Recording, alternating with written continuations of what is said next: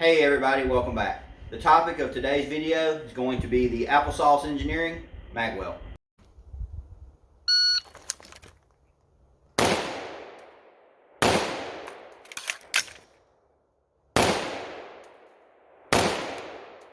This magwell was sent to me by Applesauce Engineering, so full disclosure, but I can assure you that's not going to sway my opinion of it in either direction. This magwell is made to go onto any standard AR lower.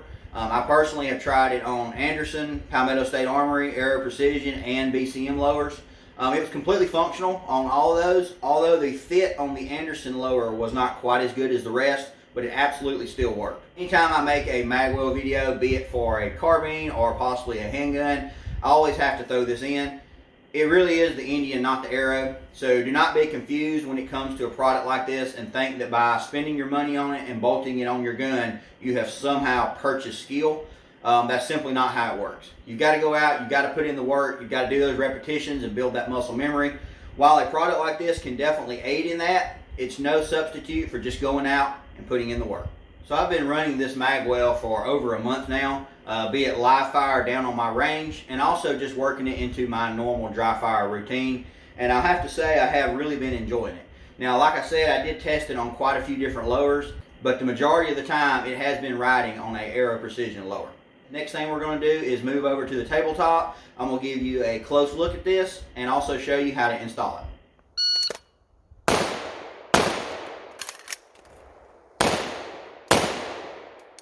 When you get your magwell, it's going to just come in a little bag just like this.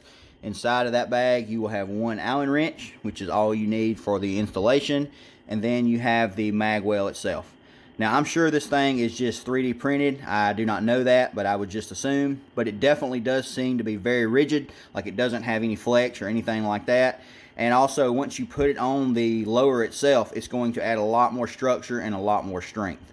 As Applesauce Engineering right there on the side. You've got your one hole here that has a screw in it, which is what your Allen wrench fits.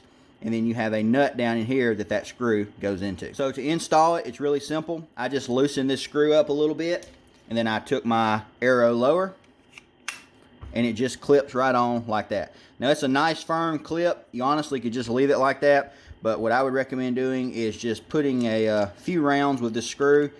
You don't have to crank it down or anything like that, just good and snug. I haven't had any problem with this thing walking loose or the screw coming out, but if you did, it wouldn't be too much trouble to just add a little Loctite to that nut. And as you can see, it mates up very nicely to the factory beveling on this lower and just gives you a nice big generous funnel.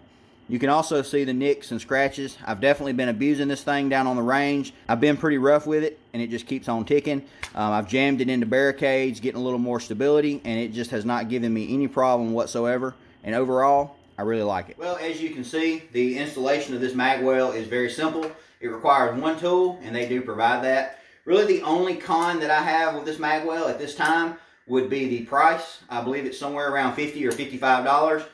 That's definitely reasonable compared to a lot of other magwells on the market, but just being what this is, I do see that as being just a little bit high. It still, in my opinion, is worth the money, even if I do think it is slightly overpriced. So the next thing we're going to do is I'm going to do a little bit of dry fire. I've got a wall behind the camera about 4 yards away, and I've got 2 Post-it notes.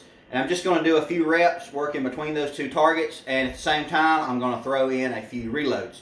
I've got a dump pouch with a variety of different brand magazines, and we're just going to make sure all of those mags drop free and make sure there's no binding or anything like that, and just let you see this magwell in action. Alright, the first mag we have is a Magpul P mag. This is a Gen 2.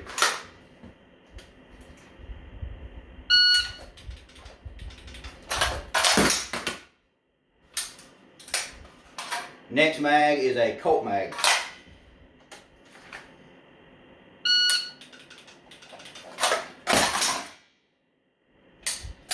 Next we have the Lancer mag. A lot of people ask me what my favorite AR mag is. This is it, hands down. If I could only have one type of mag for the AR platform, it would be Lancer.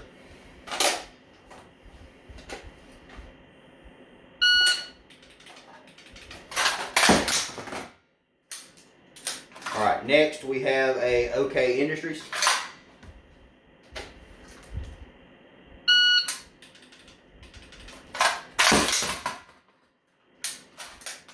D&H Industries.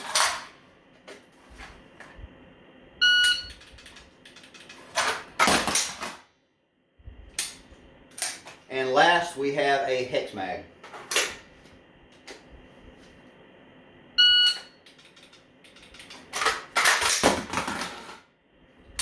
Well, as you can see, all of those magazines drop free as they're supposed to. I also have tested all of these mags down on the range under live fire, and I had the exact same results.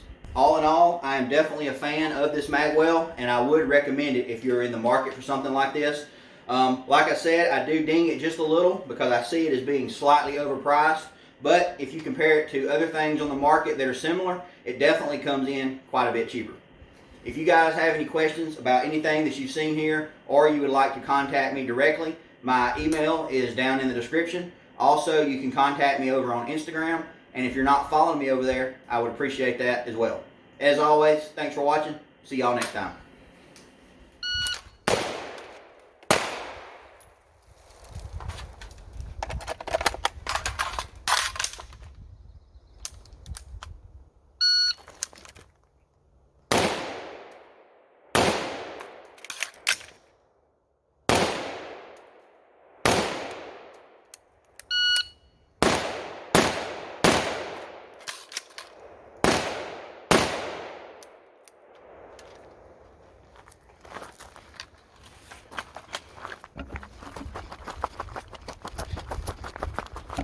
One, two, three, four, and 5.